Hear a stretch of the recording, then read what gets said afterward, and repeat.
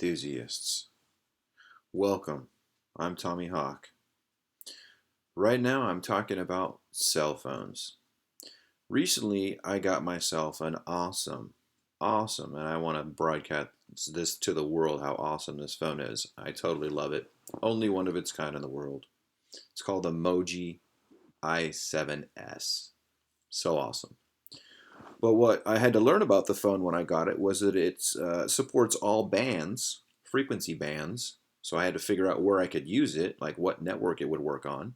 And that's when I got into this explanation of CDMA versus GSM. And what is it? What are they? Well, in my research here, I'm looking right here at simoptions.com. And basically what they explain, and I kind of deduced at looking at other websites in regards to the difference between these two bands that phones use to communicate with towers, is basically that CDMA is really a American or Western type of technology, and I swear it is basically used to keep features from you that the rest of the world enjoys by using GSM. GSM stands for the global standard, basically, of cell phones worldwide. I don't know what the exact GSM stands for. Global Satellite Mobile something. I forget exactly what it is. But bottom line is, GSM is like a worldwide standard that comes with many very cool options in mind as European people travel and get new phones. And it seems like they wanted to make life easier with GSM than the Westerners want to make it with CDMA. One of the big differences I've found between the two is that with CDMA, basically what I found there is that there's no way to surf web pages and to take a call at the same time if you're on CDMA. Another thing they do on CDMA is to have no SIM cards. So in essence, what that does is it will lock your phone into that network so that you can't use it on a different network. And that's one way that I have found that phone makers in the West, phone service providers rather, are trying to get your phones locked into their networks. So oftentimes you have to see if a phone works with a network. In GSM world, you really don't have to do that. Like all phones work with all networks. But here, because they're trying to lock you into your phone only working on their network and they don't want you to have a SIM card allows you to take all your data and information and basically pop it into a new phone and it works. Well, a lot of the phones for CDMA don't use SIM cards because they don't want you to have that functionality. They want to lock you into their phone on their network and have no way for you to get off of that. I'm looking at you, Apple. Apple iPhones are basically the example that we're talking about here, where their phones don't work on anything. You're not going to take an Apple phone and go get it to work on Verizon or whatever. Like their phones work on their network, and that's just the way it is. And you pay top dollar for that feature. Think of that you're safe, and you got specific content to that phone, and blah blah blah. Security, being on that network and whatever. But basically, what they're trying to do is just lock you into paying lots of money.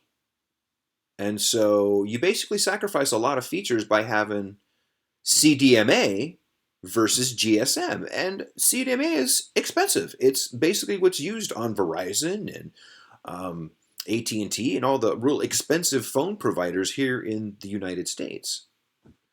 So when I started to really delve into what's the difference of GSM versus CDMA like we see here, basically, SIM cards, says here, furthermore, GSM network can transmit voice and data simultaneously. On the other hand, not all CDMA phones can So that means that I can't necessarily look at a web page and take a call at the same time if I'm on CDMA. So I'm losing quality there. It doesn't say it's with all phones, but that's a feature of CDMA basically, apparently. So there's these limitations that you find when you look for the difference between CDMA and GSM. Ultimately, I decided to go with GSM because my service provider said that GSM allowed for voice calling over Wi-Fi. Now that's a handy dandy little feature that I've been in love with for a long time, ever since it came out. I remember T-Mobile had it on one of the first phones that I had back in the day, the MyTouch 4G that I was completely in love with. But basically, you could, if you didn't get good cell service somewhere, you could hop on the Wi-Fi router and make calls that way, bypassing the service provider's towers and ultimately keeping you from using all of your minutes. You wouldn't be using minutes because you'd be using your Wi-Fi router instead of the tower that your provider's giving you. So you could like save your minutes that way. I mean, a great way. You get good quality because you're closer to the Wi-Fi router than you are to a tower that could be God knows where with relation to your phone. So really, really cool feature. And that's only available on, guess what? GSM. That's only for that provider I went to. But this is an example of how GSM has SIM cards. They have Wi-Fi calling. They have roaming. They have a lot of things that are superior to CDMA. So I really suggest to everyone to go out and find that difference for yourself, and then go find out what your phone uses when you go buy that new phone on Verizon or whatever. Obviously, Apple has their own totally locked ecosystem, and their phones don't usually deviate from their network, nor do a lot of phones from Verizon and this and that. A new trend that I'm noticing in cell phones that Android is starting to do, that Apple has always done, is to not have memory cards in the phones, but to rather just have built-in like a tiny hard drive inside the phone, and you basically just pay on what size phone you want as far as the memory that's in the phone. That's way more expensive than just allowing you to pop in an SD card of whatever size you want, have multiple SD cards, and have that sort of freedom. And I noticed that's something that Android is starting to do, is get rid of the SD cards in phones. So really, this whole GSM versus CDMA is in my mind, the main difference is features. You're going to pay a lot more for CDMA, and you're going to be getting far less features than you would on GSM. And again, in the United States, we got to have standard versus metric. We got to have Celsius versus Fahrenheit.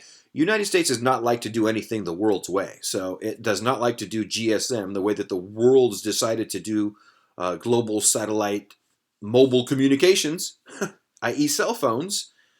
The way that the world has decided to do it, which is very feature-rich and inexpensive, is just not adopted by the United States. So it's decided to have its own way of doing phones, which is CDMA. One could argue lower quality, and certainly not as feature-rich as what you find on GSM.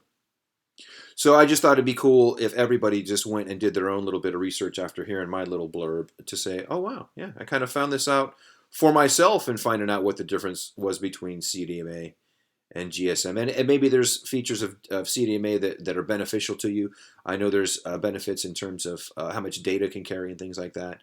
So maybe that's the part of it that you need. You don't need the other stuff, and that works well for you that way. Well, great. I mean, to each their own, whatever you need. But in my experience, when I'm looking for one service to the other and I really don't know anything about either one, once I got the information and was kind of open-minded, I decided to go with GSM because it just looks like a more of a global standard that has far more features than CDMA.